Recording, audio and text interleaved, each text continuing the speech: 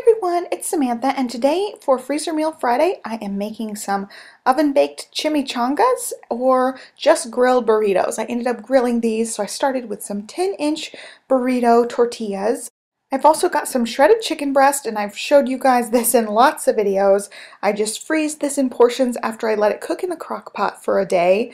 And then I got a green bell pepper and an onion. I'm just going to chop these up, and then I'm going to saute these.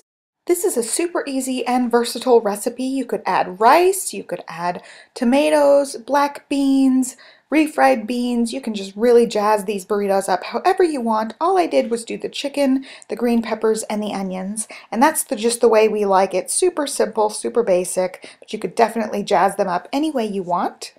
After chopping everything up, I transfer everything to a skillet with a little bit of olive oil in it, and then I add my seasoning. And basically, I make just a fajita or taco seasoning. You can buy a packet of this, or you can just make it yourself. I just Google fajita seasoning or taco seasoning and find a recipe online, and I kind of just wing it now. I've made it so many times.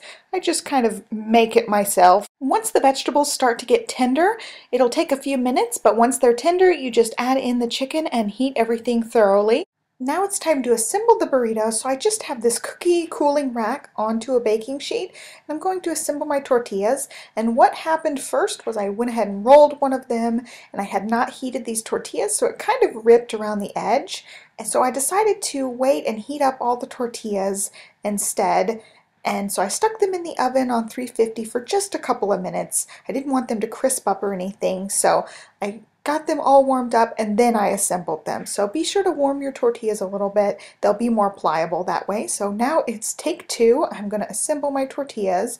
I was able to make 10 of these all together, and I just fill them up just a little bit and then start rolling them. I have this part in real time instead of sped up, so you can see kind of my rolling process.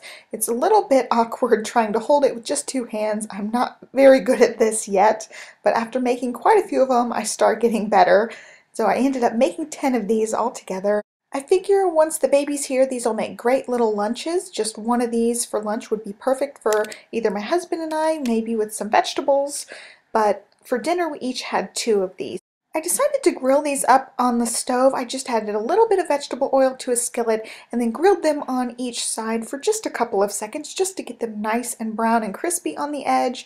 This is definitely an unnecessary step. You do not have to do this, but I wanted them to just have that kind of chimichanga fried flavor to them, so I did this step and I really liked how it turned out. So I went ahead and grilled all of them up and just put them on the sheets, and I baked the ones in the oven that we were going to have that night just to make them a little bit extra crispy. And here's what they look like once they are done. They just have that nice pretty brown edge.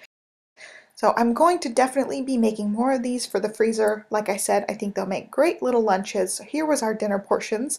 I had a little bit of restaurant style salsa left, and I showed this in a video. I'll link it down below. I just put a little bit on my plate, and then I topped mine with a tiny bit of cheese as well, and they turned out so great. I will definitely be making this recipe again and again, and it's perfect to stick in the freezer, so you can just heat one up as needed. I really, really like this recipe. I hope you guys enjoyed this video. In the comments section below, let me know what you guys like to have in your burritos. I'm going to be making quite a few of these to stuff in the freezer, so I'd love more ideas on what to fill them with. I would love to hear your responses to that. So be sure to subscribe to this channel so you know when I update, and thank you so much for watching. I'll catch you guys next time. Have a great day. Bye.